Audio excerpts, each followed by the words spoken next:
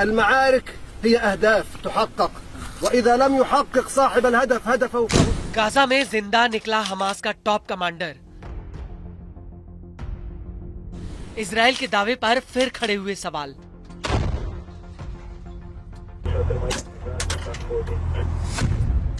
IDF ने मई में मार गिराने का किया था दावा। सीज फायर के बाद भी इजराइल की बड़ी मुश्किलें। गाजा में 15 महीनों के खूनी संघर्ष के बाद इजराइल और हमास में सीज फायर डील हो गई। इससे गाजा युद्ध में गोलियों की तड़तड़ाहट और बारूद की गूंज कुछ समय के लिए रुक गई है।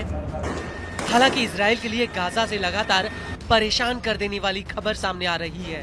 एक तो हमास का सफाया न कर पाने की इजरायली पीएम नेतन्याहू की कसक अधूरी रह गई, वहीं अब तो गाजा में चलाए गए इजरायली ऑपरेशन पर भी सवाल उठने शुरू हो गए हैं।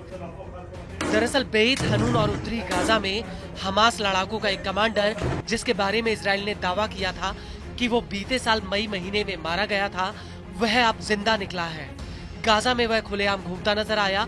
हमास के top senior commander Faiyad Hussain की वापसी ने इजराइल की मुश्किलें बढ़ा दी हैं। सीज फायर डील के बाद से जहां इजराइल पहले से ही बैकफुट पर आ गया, वहीं अब गाजा में मारे गए हमास कमांडर के जिंदा होने की बात सामने आने से युद्ध के मैदान पर इजरायली ऑपरेशन के दावे पर ही सवाल उठ गए हैं। المعارك هي أهداف تحقق। हुसैन फैयाद का एक लेटेस्ट वीडियो वायरल हो रहा है, जिसमें वो कह रहा है कि उसे नई जिंदगी मिली है।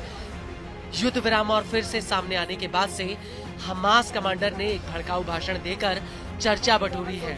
لم ينال إلا من الحجارة ومن بعض الأشلاء والدماء ولكن خرجت غزة عصية على الانكسار وكلنا رأينا بالأمس كيف। फैयाद ने बताया कि गाजा में हमास ने इजराइल पर बड़ी जीत हासिल की। इजराइल गाजा में अपना मकसद पूरा नहीं कर पाया, वह गाजा में हार गया।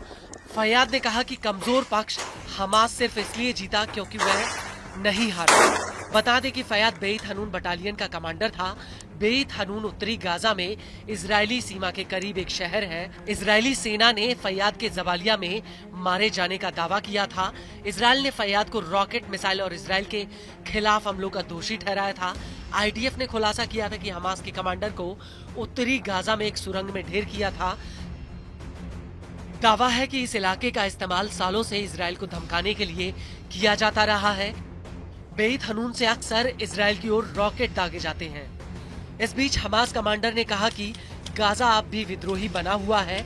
इजरायली सेना को सिर्फ पत्थर, शरीर के अंग और खून मिला है। गाजा अब भी अजय है। हम सभी ने देखा कि कैसे गाजा विजयी रहा, उसका सिर ऊंचा रहा। इजराइल जीत को अपने हिसाब से मापता है। इजराइल के पास गाजा में लड़ने के लिए कोई स्पष्ट रणनीति नहीं थी, इसलिए उसका जीतना मुश्किल रहा।